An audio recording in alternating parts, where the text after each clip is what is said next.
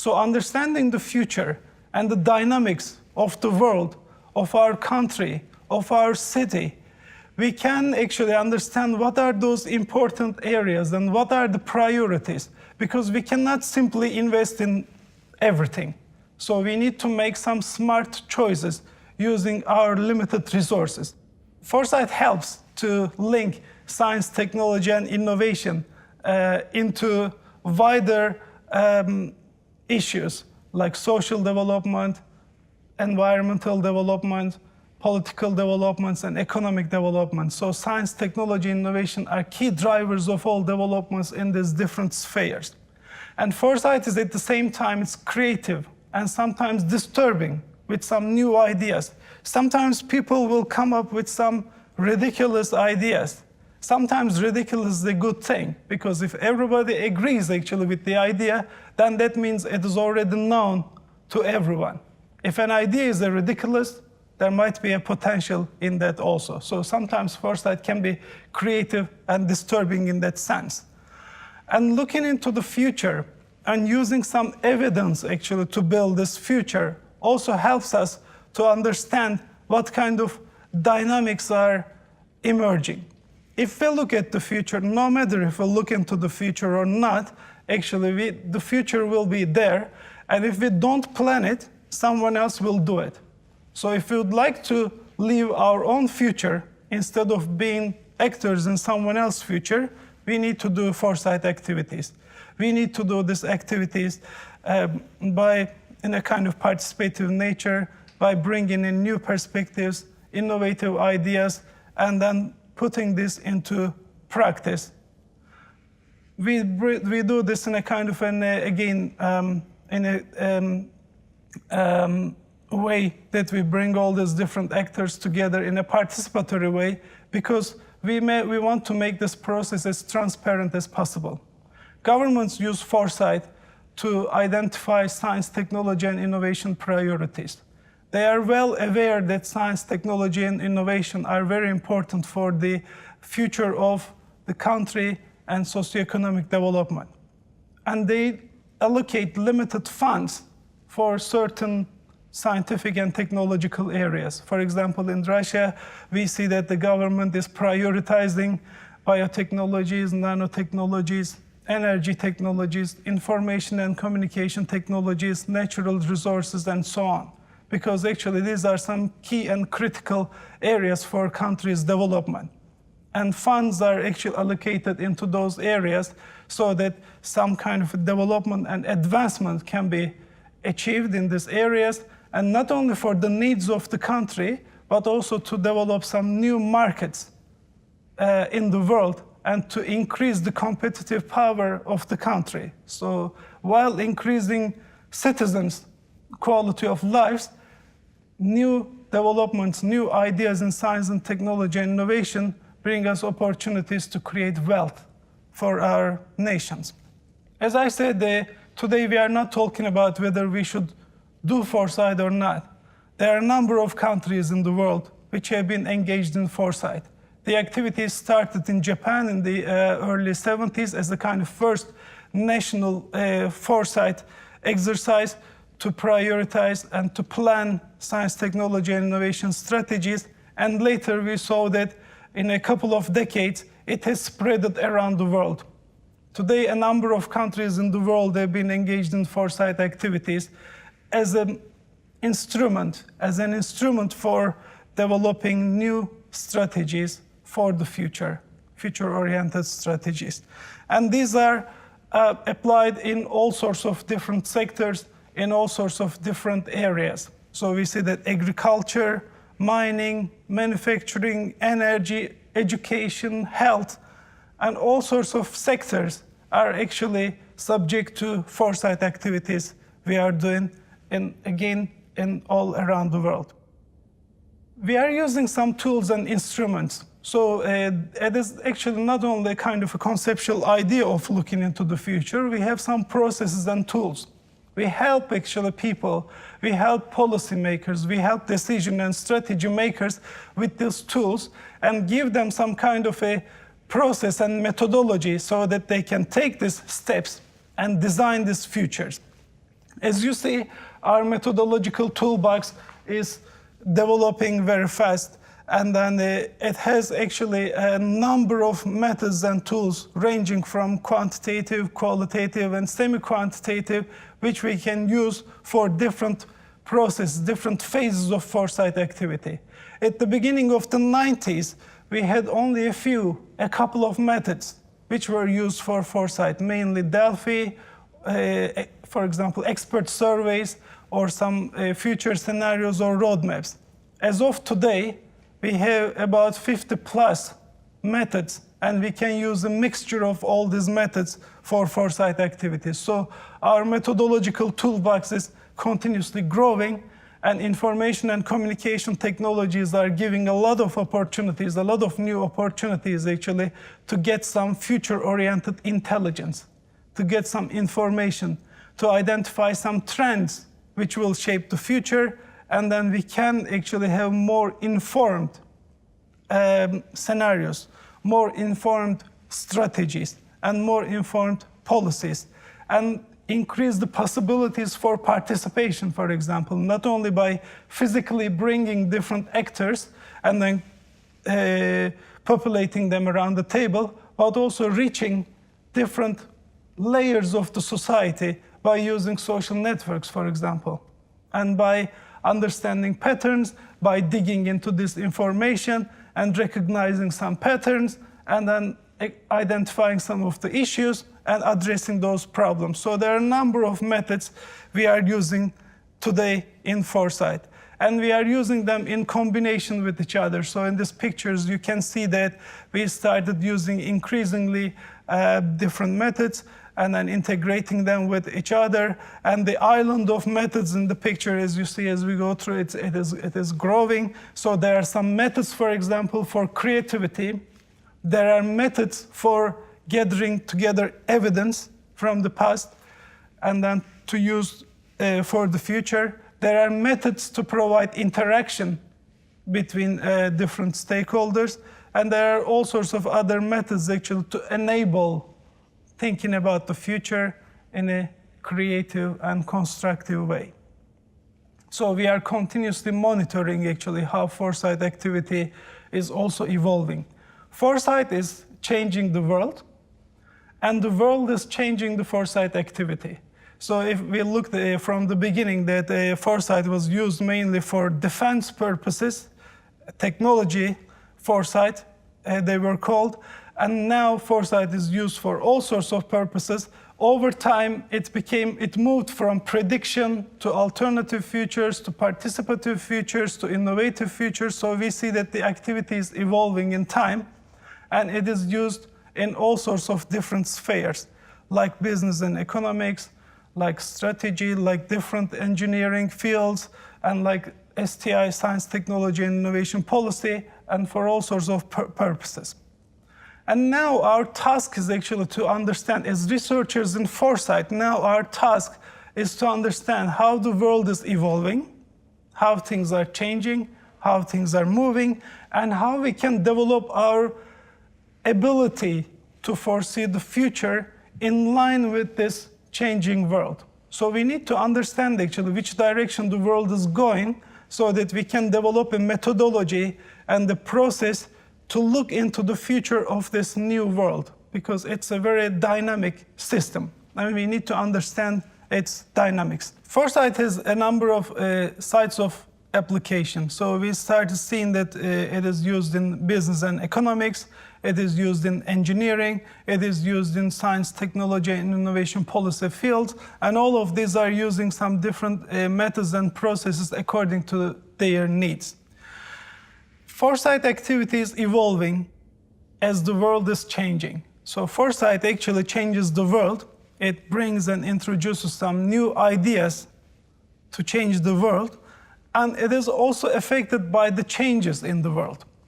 So our key aim as the researchers in foresight is actually to develop some new methodologies, new tools, new concepts to understand the dynamics of the world, and then to develop a foresight methodology, because looking into the future in a different world actually means that we need to adapt some different tools, different technologies to foresee the future, to increase our capacity to see the future. So that is why we continuously monitor trends, drivers of change, and all the developments which occur in the world. When we look at the world today, what we see is that there's a growing up global demand for products and services. So the world is actually still a hungry place for products and services, particularly in developing big countries like China and India and other countries in Asia, Africa, and developing parts of the world. But at the same time, our resources to create, to produce these products and services are getting scarce. We are having problems in terms of accessing water, accessing food, energy, and natural resources. On one side, demand is increasing. On the other side, our resources are getting scarce. So we need to find a solution to address these problems. At the same time, because these resources get scarce, they are becoming more and more expensive. So they are not infinite, they are actually limited, and they need to be shared across the world. And these are all giving rise to sustainability and security concerns around the world as big problems and issues we are experiencing at the moment. There are a number of social, economic, and political conflicts occurring around the world due to the limited resources we have. Today, we have more than 1 billion people actually who have no access to clean water in the world. As we speak right now, again, 1 billion people have no access to electricity. So when we are talking about a developed world, knowledge society, information society, wisdom society, or whatever society, so there are some people in the other parts of the world living under poverty levels. So we need to actually consider that this may give rise to all sorts of social, economic, and political problems, which we also experience as of today. But at the same time, there are some opportunities. So advancements in science, technology, and innovation are giving us opportunities to address these challenges. So we are actually developing some new processes to be more efficient, for example, to use less resources, to use alternative resources. So there are some opportunities which we may actually exploit by understanding their dynamics and what opportunities they may give us. A number of public and private organizations are engaged in research and development activities to address these grand challenges we have today. Those grand challenges that cannot be addressed by a single person, single organization, or a single country, but require some kind of a collective effort in the world, like climate change, water, energy, and food. And these are some of the challenges that we need to be concerned altogether as a global society. And ForSight actually gives us another opportunity to look into this future in a more collective way. If we again look into the trends, we see that 52% of agricultural land is already affected by degradation. And then in the future, again, resources are becoming more scarce, but the demand is growing, so there will be 55% more demand for fresh water in the world than today. And the demand for energy in the world will increase 37% as we go into 2040. And we will need 60% more food to feed people in the world because our population is still growing. So as you see, actually, we have still this constraints, big constraints and increasing constraints about our resource use.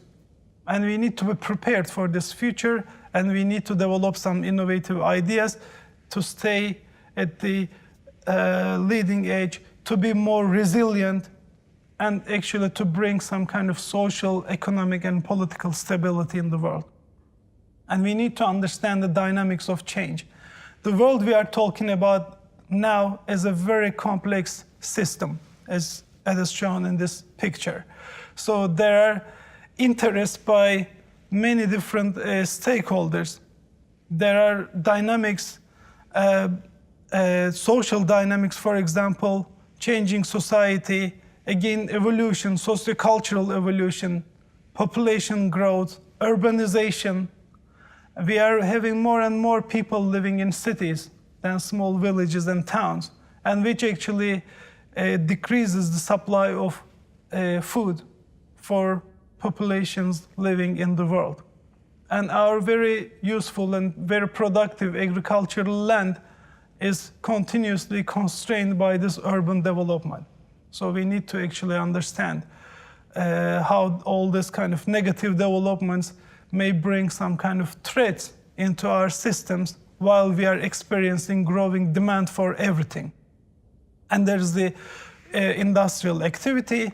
Industry needs more and more energy, and at the same time, this industry is using more water and creating pollution for our systems. And then we have the whole system of governance regulating this kind of environment. So they have actually responsibility to regulate the social kind of demands, address those social demands, and regulate the activities of corporate organizations. And at the same time, they are responsible for providing health, providing energy, providing education to all layers of the society. So we are living in this sort of a very complex world, and this complexity is increasing. So the first step of looking into the future and understanding the future is to appreciate this growing complexity and why we need to see this big picture and think about all this big picture when we are thinking about the future. We are setting very ambitious goals because actually there's a greater understanding that the future is becoming more and more unsustainable if we continue our activities as they are, if we continue consuming energy, using conventional energy sources, and then using so much of water and so inefficient agriculture, so we will have some serious problems. Countries, member states to the United Nations, basically almost all the countries in the world, came together in Paris and then agreed on a set of sustainable development goals. There are 17 sustainable development goals, and they are very ambitious set of goals, actually.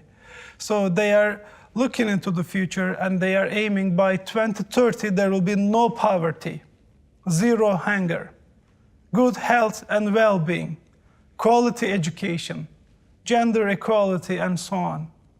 But how to achieve this is actually a big and complex question. So there are still a number of activities, there are still a number of things we need to do if we would like to achieve no poverty in the next decade, which is a very, very ambitious goal. We see that actually these issues are all connected with each other. So they are systemic in nature, so we need to understand actually how they are complex and they are interconnected with each other.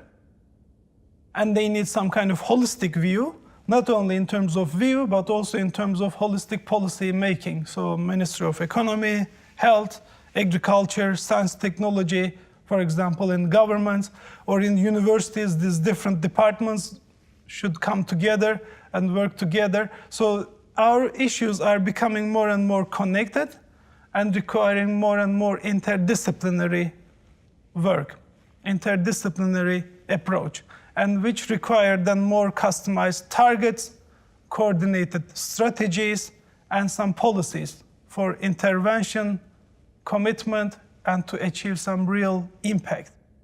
And at the same time, we see that as the system becomes more complex and uncertain, there are more and more wildcards, shocks, and surprises which we need to be prepared for. So foresight is very important in terms of understanding all these dynamics and understanding what sorts of alternative futures may arise and what sorts of surprises and shocks actually may come into our system and affect some major effect on the system.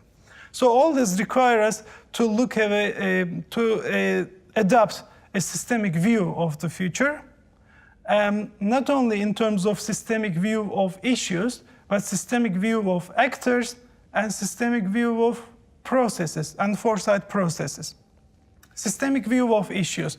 So we have a number of global trends and challenges I have mentioned, like water security, energy security, diseases and health. So these are our global challenges, and this requires some kind of collective action. So these are representing the demand side. So these are actually our problems and issues which need to be addressed.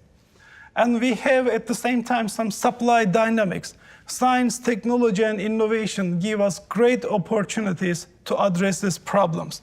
So we have actually ways out to find some solutions, to find some answers to our big questions and grand challenges.